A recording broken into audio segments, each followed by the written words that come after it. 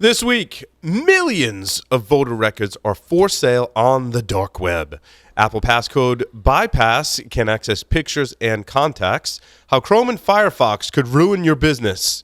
All right, it's a bit overstated. We'll talk about it. Fake Adobe updates that apply real patches to your system. Microsoft's zero-day patch for the Jet bug is incomplete, according to the people who found it. And 5 ways attackers are targeting the healthcare industry. Dr. Doug White will be joining us for expert commentary on how China used a tiny chip to infiltrate America's top companies. All that and more on this episode of Hack Naked News. This is Security Weekly, for security professionals, by security professionals.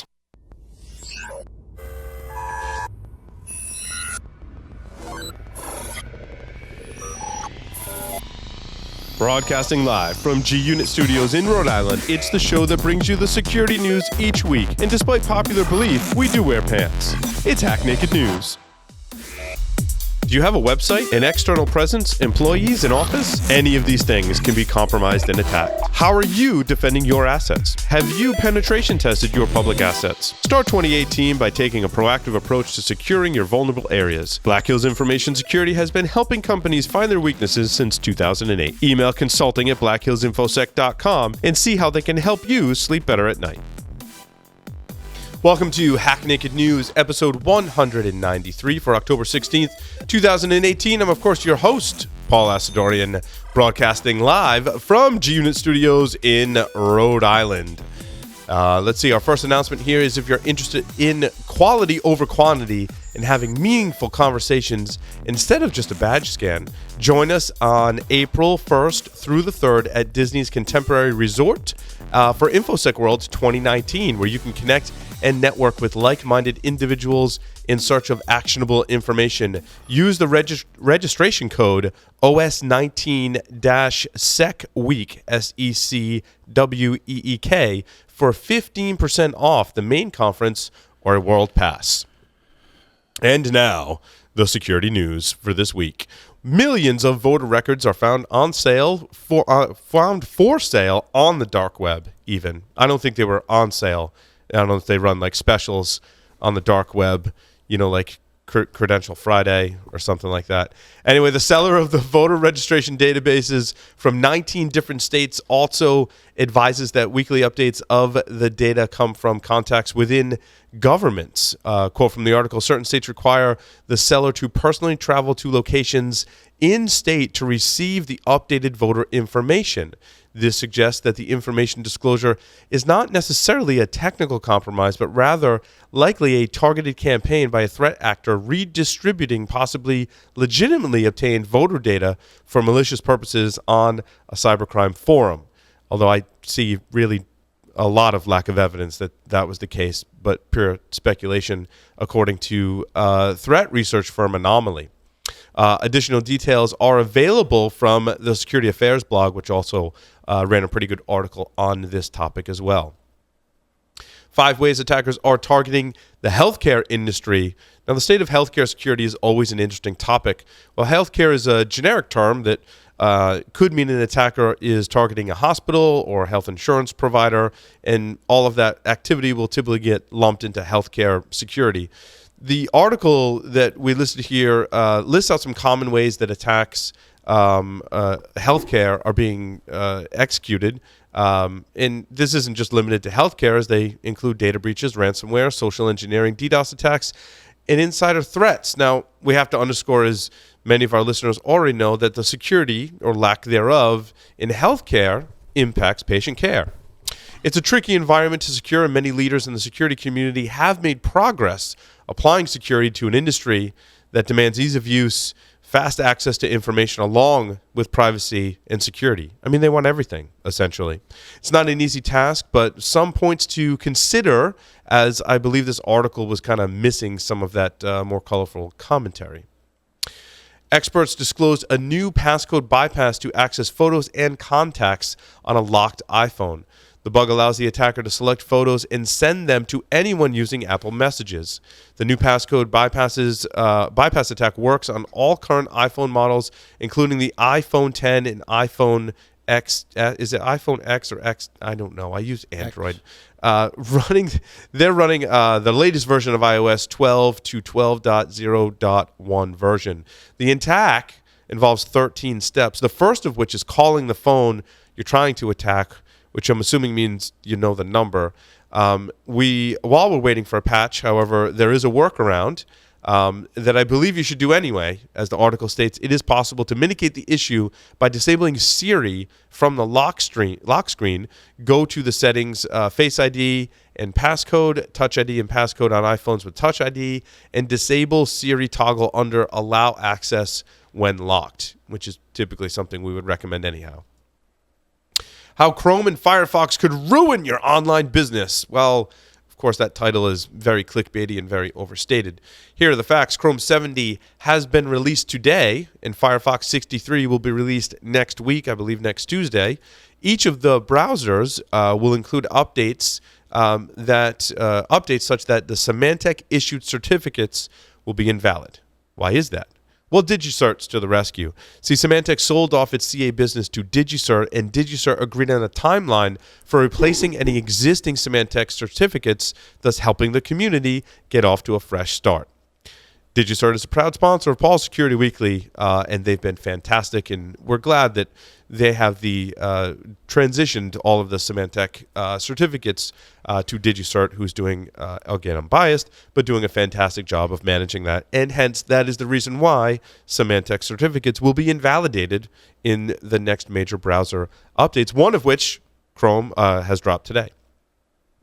Speaking of Google, Google's using lock screen passwords to encrypt Android cloud backups.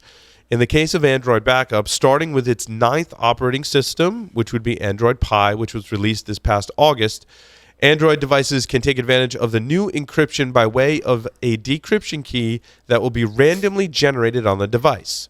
The decryption key is encrypted using the user's lock screen PIN, pattern, or passcode, which, according to the article, Google doesn't know. However, I tend to argue that Google might know things that they don't want you to know that they know. In any case, that passcode protected key will then be encrypted to a Titan security chip on a Google server.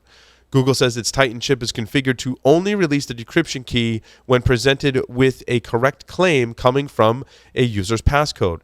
The Titan chip will keep track of how many attempts are made while inputting a passcode, thus preventing brute force account attacks. Microsoft's zero-day patch for the Jet bug is incomplete, according to a firm that claims to that found it. Microsoft patched the zero-day in the Jet database engine this week, but the patch was incomplete, according to the researchers at Zero Patch. The company has developed a micro patch that corrects the hole, it reported on last Friday. This is the memory corruption vulnerability CVE 2018-8423 that could allow remote code execution. It was found by Trend Micro's zero-day initiative, which subsequently released the flaw as a zero-day 135 days after reporting it to Microsoft. 18 days later, Microsoft issued a fix as part of its Patch Tuesday updates this week, and the fix was incomplete. Sounds like a pretty big train wreck. Fake Adobe update really does update Flash, which while it also installs a crypto miner. Security researchers at Palo Alto Networks published the details of how XMRig crypto mining code has been installed under the cover of a fake Adobe Flash update, but the fake Flash update that borrows the genuine pop-up notifications from the official Adobe installer do indeed update their victim's Flash player installation, but also install some crypto mining malware. It reminds me of a story back in the day at the university where an attacker gained access and control of a supercomputer and was discovered by the sysadmin only because the attacker was applying patches to keep out other attackers. With that, we'll take a short break and come back with expert commentary from none other than Dr. Doug White. Today's determined attackers easily bypass even the most advanced network defenses. Trying to ramp up staff to detect their backdoors can cost thousands of dollars and take months, even years. With Active Countermeasures AI Hunter, we enable junior analysts to detect even the most advanced backdoors in a matter of hours. Sign up for a demo and purchase our product today by visiting activecountermeasures.com/HNN. Active Countermeasures. Make every analyst a hunter. Welcome back, everyone, to Hack Naked News. Join us for our webcast with Signal Sciences entitled Which Way Should You Shift Testing in the SDLC? This webcast will be held November 8th from 3 to 4 p.m. Eastern Time. Go to securityweekly.com/Signal Sciences to register today. And now, from our expert commentary set, Dr. Doug White's going to talk about how China used a tiny chip to infiltrate America's top companies. And there was a lot of controversy on this, Dr. Doug White. Yeah. 中国芯片恐怖. That means Chinese chip horror. I expect nothing less. Yeah, I know. Well, so this was a story from Bloomberg. So it was a story that came out of like a fairly reliable, trustworthy source. It wasn't in the National Enquirer or something like that. And it was this very groundbreaking, shocking kind of thing that popped up. And for me, this story, so the essence of the story started with the military, because a long time ago I was in this panel and they asked about potential future threats and all this kind of stuff. And so I sort of spun up a scenario where a tank, which has a lot of screens, especially a command tank in the modern age, and the whole tank thing is run from that set of screens. And so there wasn't like guys with binoculars like in World War II or something like that, but it wasn't old fashioned. It was like everybody's down in the screen looking. And I was like, what if you could send a signal that would be detected by a chip that was embedded somewhere on a board, and it could issue an instruction to the CPU or whatever that would just brick the thing. So my whole idea was just you stop that, and now the tank commander has to get out, climb up on the cupola with the binoculars, and go out and look at all this stuff. And I had been thinking about that because of this. So, this is a motherboard. It's not a super micro. It's a Foxconn motherboard. And there was this whole thing called the orange drop capacitor scandal involving guitar amps. And so all these little things that I know you can't really see, but all these little things on this motherboard, and there's a whole bunch of them, and you and I both probably don't know what every single item on this motherboard actually is. All those things on the motherboard, these are capacitors.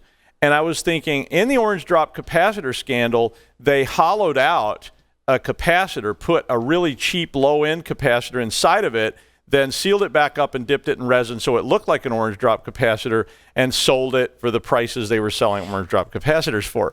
And I was thinking, if you could do that, if you could take these capacitors or anything on this board and you could hollow it out, or you could put a chip in it that wasn't supposed to be there, and even if you just took a chip and stuck it on there, all of a sudden, you've got a motherboard that, is got a compromise built into it. And all those compromises to me are like old backdoor maintenance hook kind of things from the mainframe. And a lot of people are like, oh, this could never happen. There's quality control standards and so forth. So none of that's really going to occur. And the way that they do validate motherboards today is they X-ray them. So when you submit a spec, you have an X-ray of all the things on the motherboard, and that's put into the spec. So when people are vetting the motherboard, they would expect to see that. So if suddenly they got one, had an extra chip on it, somebody would know.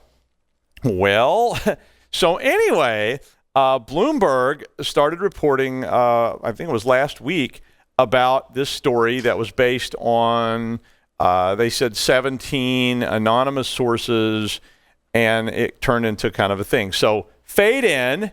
Lonely gas station in West Texas, 2015. Agent Mulder's run out of gas, but he sees this strange pulsing light shining out from under the door of a shed out back. Inside, it's Amazon's dark server center. As he's poking around, he notices a strange and tiny chip on the motherboard, on the blade in the server. And the blade says super cutoff, and maybe it says super, who knows what. But you can't see the rest. Second later, he runs. He hears a guard. When he brings all this back to Scully and they come back the next day to check out this shed, it turns out it's just an abandoned outhouse. And that's kind of where this story is sitting right now, is that there's this conspiracy idea.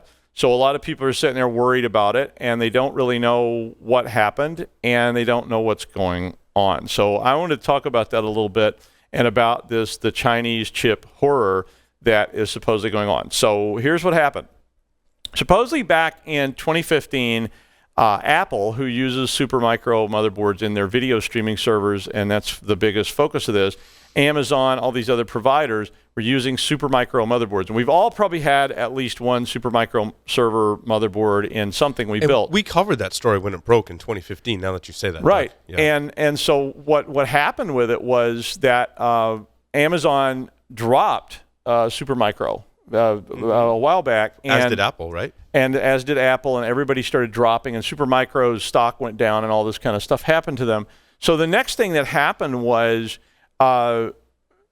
they went back and started looking at it. And so now supposedly there were all these now, and it's all conspiracy. So this is all secret internal anonymous sources. Yeah. Right? Yeah. So all these anonymous sources. So Bloomberg supposedly talked to all these different people, including John Fitzpatrick from NSA and people like that. And they gave them all this information. So the only name that's come up is John Fitzpatrick. I mean, and he says that what he did was he talked to them about this just the way I did with you, in a conceptual way. Right. So we were talking about, is that something that could possibly happen? And that's sort of what he was doing. Well, the federal government has a lot of these motherboards as well. So immediately this launched NSA, DHS, and everybody else from the DOD and every other three-letter agency in the world on down, looking at, is this a real issue? So today, where are we? Well, Bloomberg released a story, okay, and they said this is all going on, big problems, the world is about to come to an end, and everybody's got this massive problem. How did this work? Well, according to the stories, notice I keep saying according to because nobody has the code, but according to the story, a chip, so this is a little tiny chip, and I know you can't see it, but there's some on here, called a line conditioner. So it's a little tiny rectangular chip that's really, really small, and you can see them on here if you look, that manages the voltage and all this stuff on the board, was put onto the motherboard by, supposedly, a couple of subcontractors to the contractors, because Supermicro was getting all these orders, so they had to subcontract out. And if you've ever been to China or Vietnam or any of these places where they make this stuff, you'll see there's all these people that make them, and then they come around with a truck and they pick them all up. So they work out of a small building or whatever. Supposedly, the People's Liberation Army came in and got involved in this. This is all just total hearsay conspiracy stuff, but I'm just telling you what the stories say. And they embedded this chip. And what the chip did is it's a tiny little chip that's got code on it. And this code is going to focus on the baseboard management chip. And the baseboard management chip, if you don't know what that means, is a chip that a lot of people use on their enterprise-type servers that allows a management network to communicate with the hardware so you can get remote monitoring, you can inject firmware updates, you can do there's all sorts of different things these baseboard management chips might actually do. But the idea, of course, of baseboard management chips is that they would be connected to a management type network, but they don't have to be, so keep that in mind. Basically, the idea then was that the chip injects this code, which causes the baseboard management chip to phone home to an anonymous server somewhere, and this anonymous server then takes over, connects back into this baseboard management system, and then can be used to do all sorts of nefarious things, none of which were very clear exactly what this was going to do. Now, the scary part is that China makes around 75% of all mobile phones and about 90% of all PCs, according to Bloomberg. And the United States investigation then got involved because they got worried. So as of last week, there was the Senate Commerce Committee started demanding answers. The DHS is looking into it. Everybody's investigating this, but all the big players have now flat out, in fact, Apple has twice now denied that this is actually true, that there are any motherboards at Apple or AWS or anywhere else that actually have this chip embedded on them. So there was a lot of consternation and concern going on. So I started looking, trying to find, my immediate source of approach to this was to find the source code for this chip, because I thought, well, if the chip is out there, then somebody's probably deconstructed it and got the source code off of it. Good luck. Do baseboard management chips exist? Yes, they do. So there is such a thing as a baseboard management chip on a Supermicro motherboard. do enterprise level video streaming servers and other enterprise level servers have access to this, and does it work? Yes, it can be used to manage that. But has anybody produced one of these chips yet? And no one has seemed to produce. Now, there's a lot of examples of these chips. They have, they have examples and diagrams and mock-ups and schematics and all these things, but they're not schematics for the actual supposed chip that is on the motherboard. They are just samples of line conditioner chips that they have gotten pictures of from stock footage theater. So there's a little bit of an issue there for me with this story in terms of this. Now, again, it's Bloomberg. So it's another company that makes book on being reliable and trusted as a source of information about the stock market. But it seems like that they keep getting called out on this by Apple's called them out twice, Amazon's called them out, the FBI's called them out, the Congress, the Commerce Committee called them out last week and said, we want to know more about this. And so far, all they've been willing to say is that they have talked to numerous sources inside of these companies and inside of the government, and that those sources have confirmed that this was indeed the case. So it starts to turn into an episode of X-Files for sure at that point, because now is it some kind of, are these companies suppressing knowledge of this, or is it just the fact that maybe this thing doesn't actually exist and maybe Bloomberg should have written the story from another perspective? I don't think it was an intentional clickbait type story as much as it may just well be a reporter talked to an individual who told them some story like what I was just telling you about this old scam that I came up with, and the reporter wrote it as if it was a real thing. I mean, that to me a viable server a viable theory about this. It could be that they just kind of overrepresented whether this was going on, or it could actually be a thing. All the way down the line, it's kind of a scary idea to me that such a thing might be out there. I do believe it's something that's possible to do. Every piece of this, to me, came back as plausible in terms of, could you put code on a tiny chip that could inject that into some vulnerable piece of the motherboard designed to do firmware updates? And like you just heard in the news story, these fake flash patches that were being applied.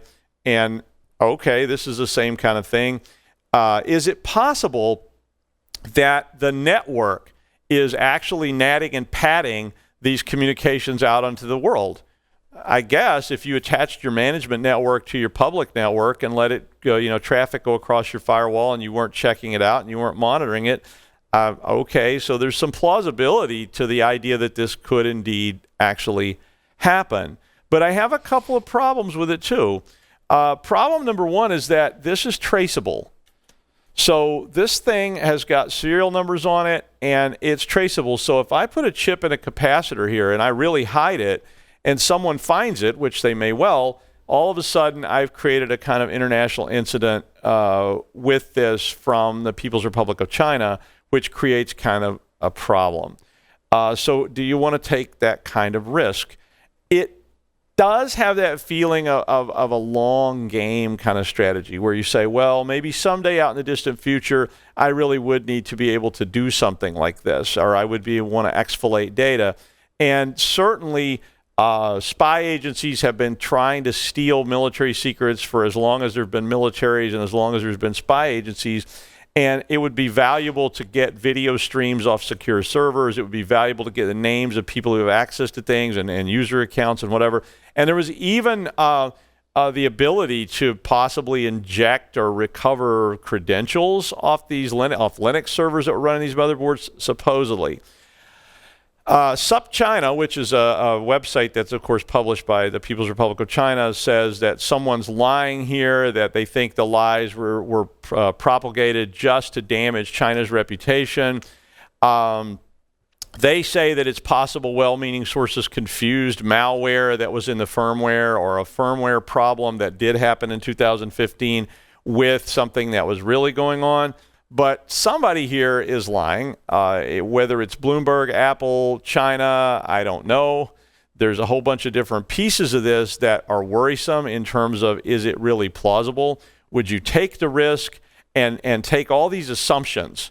So the assumption that the motherboard is in a place that matters, that the motherboard is attached to a public network, that on and on and on and on and on.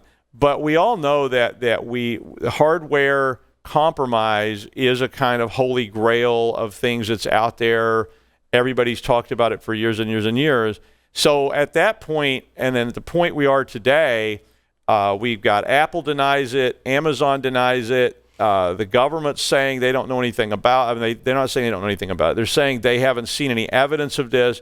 And the biggie for me, no one has the chip. So no one of all these super micro motherboards that would have this chip on them, no one has the chip. So the FBI and the DHS have issued a call for anyone who has one of these chips to get it to them, let them know, although I'd probably get an agent and maybe represent the story before I made that call. But the idea of a mummy's curse on the motherboard remains. We don't have the source code for it, although we could certainly come up with source code that might do something like this because the source code for these baseboard management chips is available. So could it be real? I guess it's possible, but Bloomberg has declined to comment further on it. Nobody else seems to have any information about it, so could it be some super cover-up? I don't know. It could be, but... Do you have a Chip or know a guy named Chip?